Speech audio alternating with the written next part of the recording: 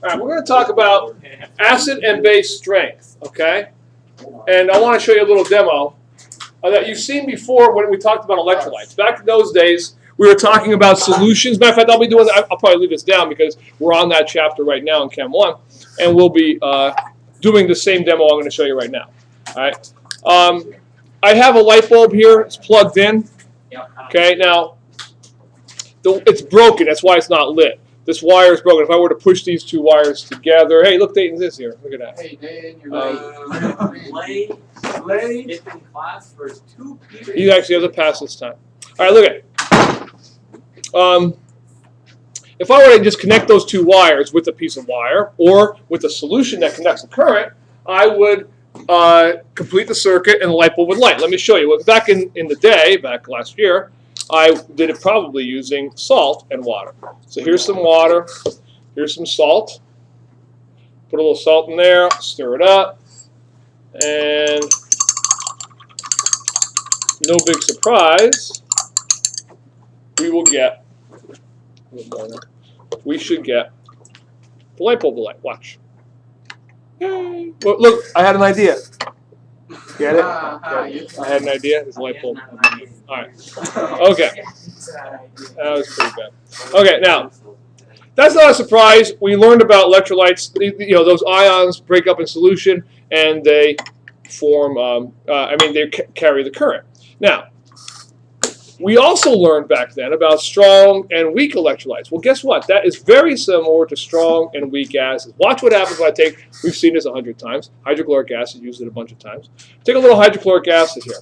Didn't you Okay? do orange juice last year? Eventually, but let's do hydrochloric acid. So, if I do the same thing with hydrochloric acid, and when I'm talking about strength, you'll see it, wow, that really very bright. Now, the reason, it's even brighter than the salt, by the way, because, by the way, look, I also wash that off, because see, it's even lighting it now. The acid stays on there. That's brighter than the salt even because the ions for the acid are a little lighter than the sodium chloride ions.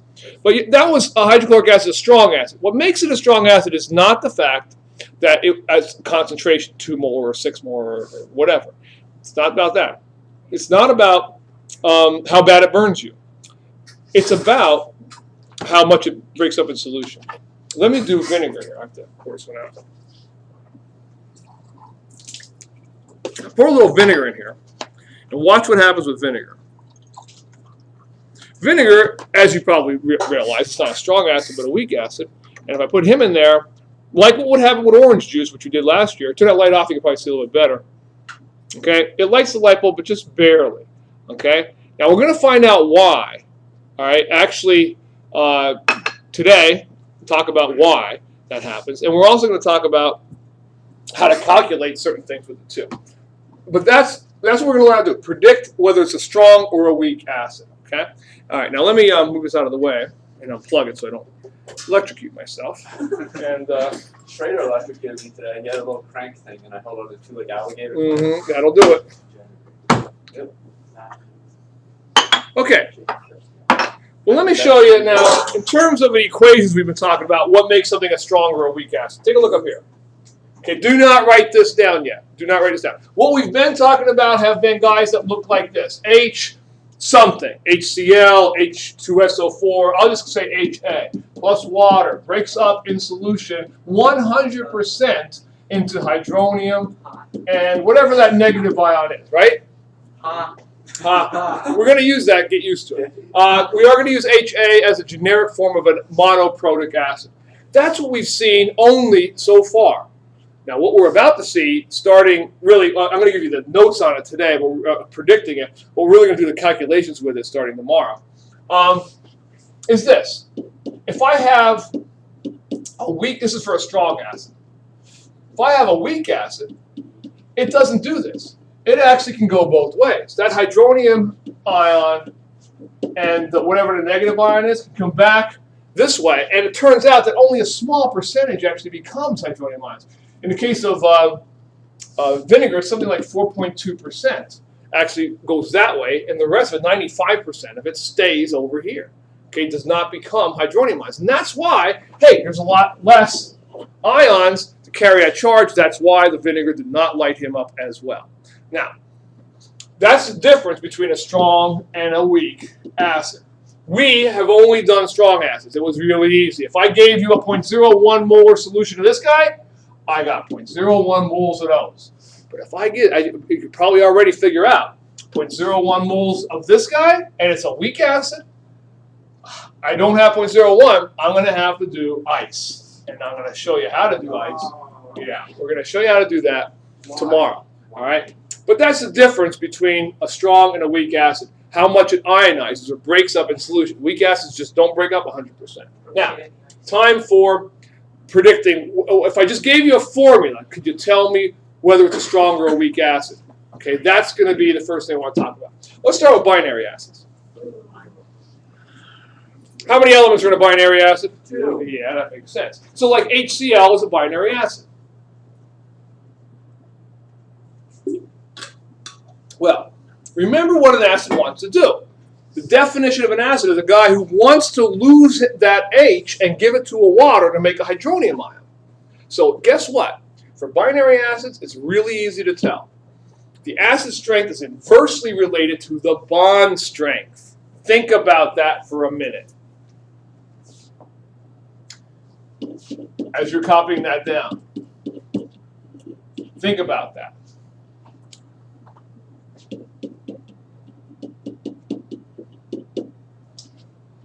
If this bond holding the H and the A together is very, very strong, he's not going to want to lose that H, give it up to a water, and form a hydronium ion.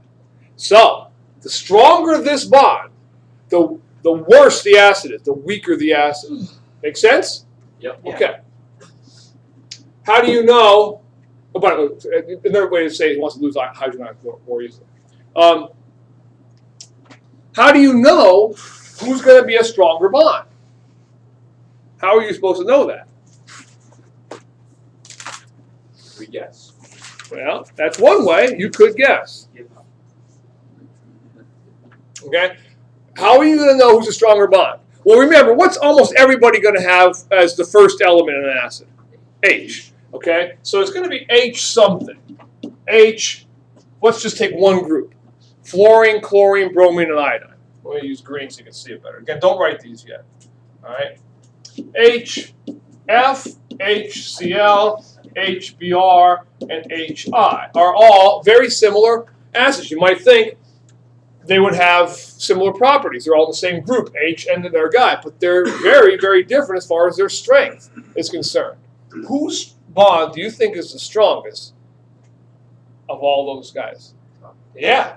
This guy's going to be the strongest bond, HF, because fluorine is the highest up in the periodic table. Look here, look up there. Highest up in the periodic table, most electronegative, correct?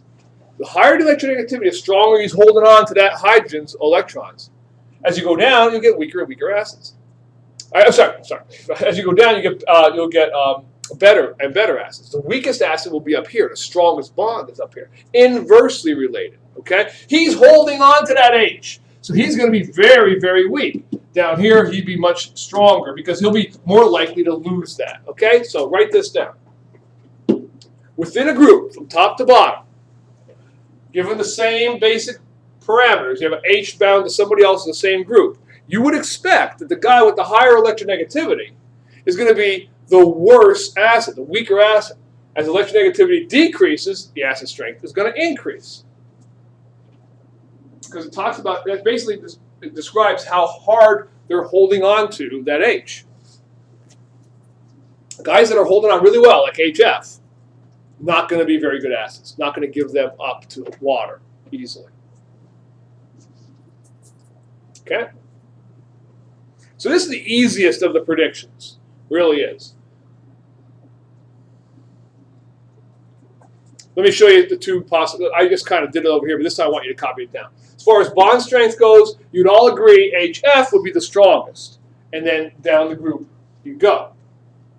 So that's your bond strength. So what would you expect the acid strength to be? And you want to write these down. The exact opposite. Inversely.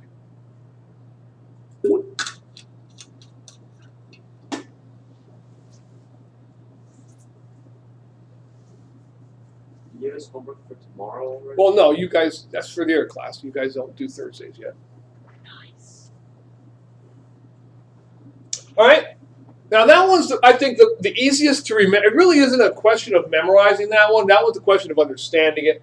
The next two, however, are a little bit harder, and it's going to involve some stuff from Chem 1 that you probably forgot. All right, so we'll definitely go over that with you a little bit better. So let's talk about ternary acids next. 3.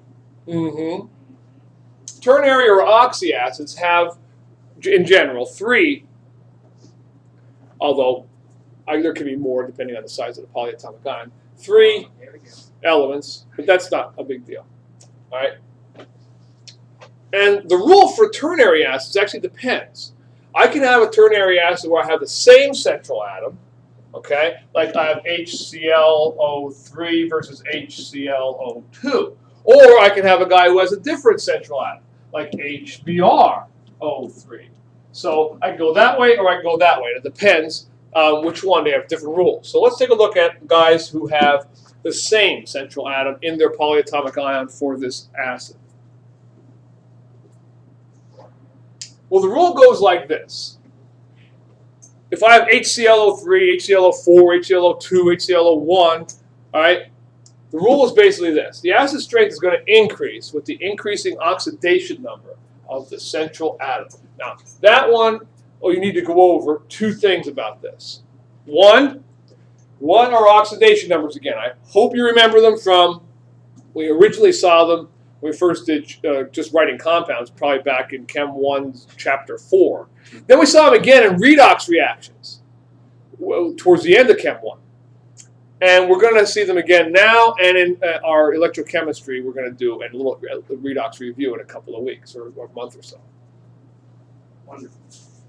What are oxidation numbers? So just a fancy name for the charge of the atom. Okay, so let's just write some of these down. Copy these guys down, and let's see if we can figure out the oxidation numbers of each of the chlorines in there. Again, I told you this would be a little bit of a review from Chem 1. Still, starting tomorrow, it's going to be all back to the Chem 2 stuff, what we did with KC, quadratic formula, ice, all that stuff. But we're still sticking with Chem 1 here. What will the charges be for chlorine? Notice they would have to be different for each chlorine because I've got 1 H and 4 O's and 1 Cl. 1 H and 3 O's, 1 Cl. 1 H and 2 O's, so it's going to have to be different. What you do when you try to figure out the oxidation number is very simple. Some guys you know because they almost never change. Oxygen and hydrogen, they're 1. Oxygen is almost always -2. Hydrogen is almost always +1. So you could just write those in there. Okay, +1 for hydrogen, -2 for oxygen. It's chlorine that changes. What do they have to add up to? 0. They have to add up to 0. So if I've got 1 for hydrogen, chlorine is my unknown, and I've got how many? What's the total negative charge for the oxygen? -8. The whole thing has to equal 0, doesn't it? So what's chlorine going to be? A +7. Okay? I remember something. Now you don't have to show all this little work here because I'm actually going to write underneath each of these their names as well. Okay? Let's do the next one. If I know the H is +1, if he hasn't changed, the O is -2, what does that make the chlorine in this case? +5. You see? Because it would be a -6 and a +1 and bring it over to the other side. Okay? +1, -2, +3 for chlorine, correct? Yeah. +1, -2, +1 for chlorine. Okay, so you see why acid strength increases with increasing oxidation number. The highest oxidation number would be the best acid. The lowest oxidation number would be the worst. You kind of have to, that one's a little bit tougher. It's not as obvious as this one because you're going by oxidation number. And one other thing about this I want to remind you of. Do you remember how to name them all? Oh my God. Going to need your common ion sheets, right? Don't get them out now because I don't even know if you have them. Oh, hey. Well, Bulkley has his. Look at that. Look at that. Okay, well, good that Bulkley has that. Look on here. Which of those ions, ClO4, ClO3, ClO2, or ClO is actually on the sheet? ClO3. Right, that guy's on the sheet. The guy who's on the sheet, what's his name? What acid is he? What's the name of that acid? Remember? I know it's the chlorate ion, and therefore he would be chloric acid. Notice it's not hydrochloric acid. All binary compounds are named the same way. These guys up here, all named the same way. Remember how to name those? What's the name of HCl? Everybody knows that. Hydrochloric. So what's HBr? Hydrobromic, hydroiodic, hydrofluoric, right? Hydro blank ic for all binaries. Ternaries, this is ones harder to remember. One less oxygen than ClO3 is not chloric, but what? Chlorate's on the sheet, and that's ClO3. That's for the ion's name. Chlorus acid, remember? It's been a while. So you have ic versus us. You also have prefixes. What's the prefix for below? One less below. I know one's per. The other one's what? Hypo. This guy's not hypo. Hypodermic, hypothermia, lower, below. Hypochlorous. That's hypochlorous. And of course, now what do you think this guy has to be then? It's per 8. Per, not 8. We're not 8 and ite. Those were for the ions. For the acid, it's going to be per what? Chloric. Chloric. Per ic. Hey. Say? Okay. So a lot of Chem 1 review there, and we don't do a lot with acids. We kind of got them at the end of the year in Chem 1 anyway, so I had a feeling that would take a little bit of time to go over. The oxidation numbers, that should have come right back to you. All right, that's not very difficult. But the acid naming, I'm going to have to know that too. All right, so let's, because on a test I might ask you of chloric or chlorous acid, who would be the better acid. Okay? Of course you would. I know. All right. I have the nicest acid. Now, what about if I have a different central atom? It's the last scenario here.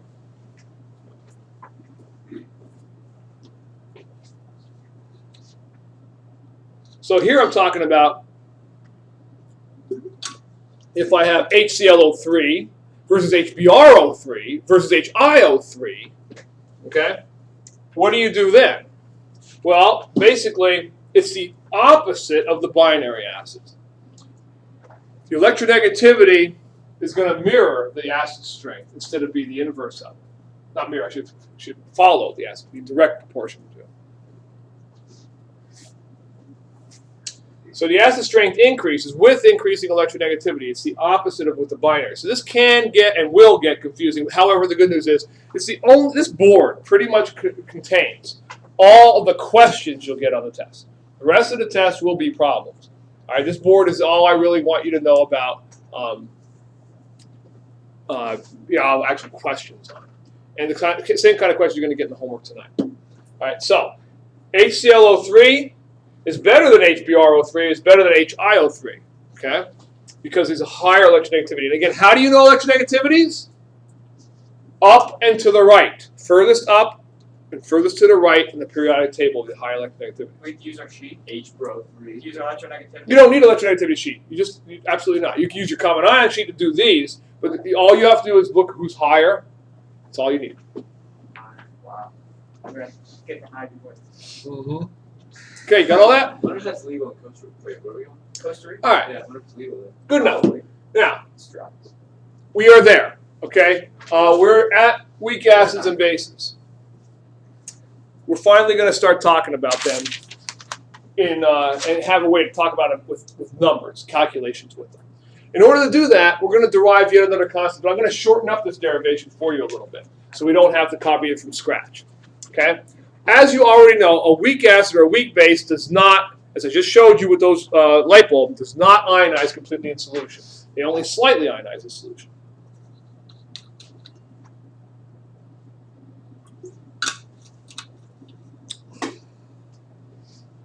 So I have to have a generic formula for an acid. I'm actually going to use HA because H is in most every acid, and the A will just represent some other anion. That's usually what it means, okay? So let's derive, for this formula, what's called Ka. There's your HA, your generic formula for an acid reacting with water in a generic way and forming hydronium ions and whatever that other negative ion is. In the case of, hydrofluoric acid, for example, which is a weak acid, it would be HF. In the case of vinegar, it's going to be a more complicated formula. But either way, it's always the same basic idea. Let's derive, I'm going to shorten this up. If I wanted to start from scratch and derive all the way down to Kc, and then, here's what I would have done. But we've already done this more than once, including with water. Remember, including with Kw. You would first write rate equals K, small kf, reactants, this times this. Kr, those two guys to their coefficients. At equilibrium, those would be equal. Bring the constants over to the other side. Eventually, you would get that for Kc. If this were last chapter, wouldn't you? If that were the equation given in the problem in the test last chapter, isn't that what you would have written for Kc? Right?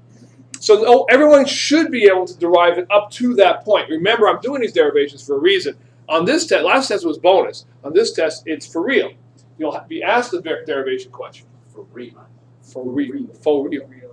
Faux real. Peace out, dog. Okay, don't slice. Okay? Now, at this point, we have to make another assumption. This is where we're going to go off. We've got up till there, you should be able to do up to there, no problem. But by definition, a weak acid does not do this very much. It doesn't go that way very much. It goes mostly this way. It's much bigger. Okay? So by definition, not much of this stuff is going to react with water. There's a lot of water around. In a dilute solution, the concentration of water, what you're subtracting from water is going to be so small that I can ignore it. Water will stay virtually constant. So let's bring water over to the other side.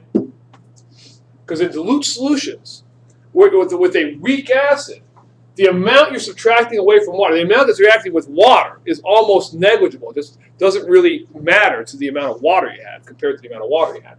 So we're going to bring water over to the other side like we did with Kw.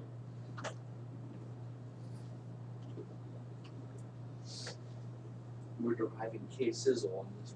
Yes. K-sizzle. Oh, sizzle. Sizzle.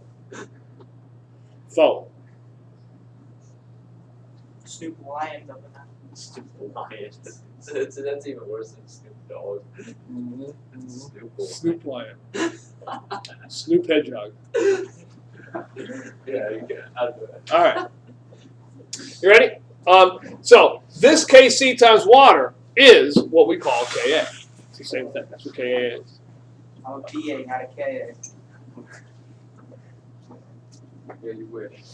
Oh, I just wrote PA down.